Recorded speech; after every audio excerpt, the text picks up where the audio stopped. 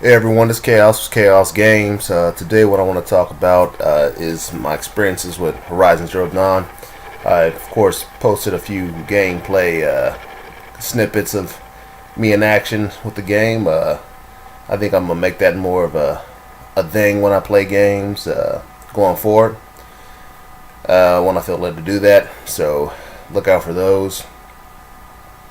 Just wanted to get my thoughts overall on the game, and I will say this game surprised me. I mean, just look who it's by. It's by Guerrilla Games. It makes sense that it's a PlayStation exclusive because if you look at who Guerrilla Games is, they're responsible for the Killzone series, and that's pretty much it. They don't and the Decima engine, which with Kojima will be using heavily with his Death Stranding game. Interesting to see about that, but So I was surprised to see this come from them. I mean, they've done one thing and they've done one thing only pretty much their whole existence since like 2000, which is first-person shooters pretty much. So I wouldn't expected a product such as this to come from them. And I was surprised. I was expecting a decent game from this, but I wasn't expecting the level of product that I got. I mean, I was expecting it to fall short in one area or another, but it did not. It was almost perfect across the board. The story was engaging. The gameplay was engaging. The graphics were amazing. Side quests, side characters, just the world they created. I haven't seen cities as nice to look at as this since The Witcher 3. Obviously, Witcher 3 is my greatest game of all time and still holds even after playing. This is a great game, and it definitely is a surprise shot out of nowhere. I wasn't expecting this to be this good, but still, I can't put it on the level of Witcher 3. That game is a masterpiece.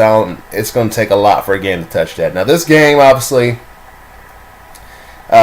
being what it is, it wasn't able to really go to the places that The Witcher went. So, but still, that doesn't take away from it. It's still an amazing game. I'm not often compelled to examine the lore of a game, but they made it so fascinating that you just want to know more and more. So I found myself reading, the little notes left behind by ancient humans, according to these people. Obviously, future humans, according to us.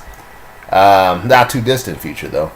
And it was just amazing lore. Just to learn about this world, that what happened, the truth behind the situation. It's amazing. As you can see, if you looked at any of my gameplay footage or gameplay footage in general, you'll see that the gameplay is smooth. It's entertaining. And it's just really crisp, not the most crisp. I would say it has some areas where it's a little stiff. I wish she reacted to cover better. She doesn't have any, cover reactionary devices on the character like you would see in Tomb Raider or Rise of the Tomb Raider, where she's crouching, she's grabbing on surfaces, and kind of bracing herself on stuff automatically. That's details that are missing a little bit, but doesn't really do much to take away from the game. I will say this game is definitely a must-have if you're a PS4 owner. Even if you weren't interested in Killzone and you were basing your decision to get this off of who made the game, don't, because this game came out of left field. I don't know how they got the inspiration to make this.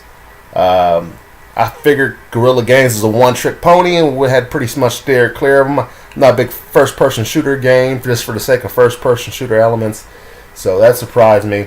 I will say it had some RPG elements, where at earlier levels, you have to fine-tune what kind of player you want, whether you want it to be more oriented towards stealth or towards in-your-face tanking styles, or if you use the bow a lot. So It's kind of like a third-person shooter almost, except it has some, primitive weapons and some old-world tech that you can use. Some you can. One thing I found very interesting about this game is sometimes when you're fighting the bigger enemies, like a Thunderball, which is a Machinosaurus Rex. What you'll notice, like if you watch my clip there, what I did was I knocked off a turret on his back and used it against the the Thunderball, which is an amazing kind of aspect to this game. It's a pretty neat detail. Like I said, I'm still going to be playing this for a couple more days. So, because it's engaging, you just really want to just keep exploring the world and seeing more what it has to offer. I will say Aloy is a pretty strong lead, and it's very entertaining. To witness her story unfold, and all she's been through, and who she is in actuality. This is a great run from start to finish. Okay, it might start a little slow, but it's character building to show you the environment, who she is, and what she's dealing with. But if you get this game and you're into action, third-person shooter, kind of almost action RPG-esque with some elements of that, barely though, then you will love this game. It's received high critical acclaim, I believe, and it's worth it. It's definitely deserving of it. So, by all means, pick it up if you have yourself a PS4. If not, sorry about you. This game is pretty good. In matter of fact, PS4 has been killing it recently, so I feel sorry for purely only Xbox owners. Obviously I have both, but Xbox, as I said before, Xbox just isn't bringing it, man. Where they at? Where they at, though? Where them games at? I'm looking for something on Xbox One that's exclusive. I'm just not seeing it. PS4 just came out with haymakers the past couple months. Neo, Horizon Zero Dawn. Let's go. Come on, Xbox. Step it up. Anyway, this has been Kaous for Kaous Games. Till next time, gamers, game on.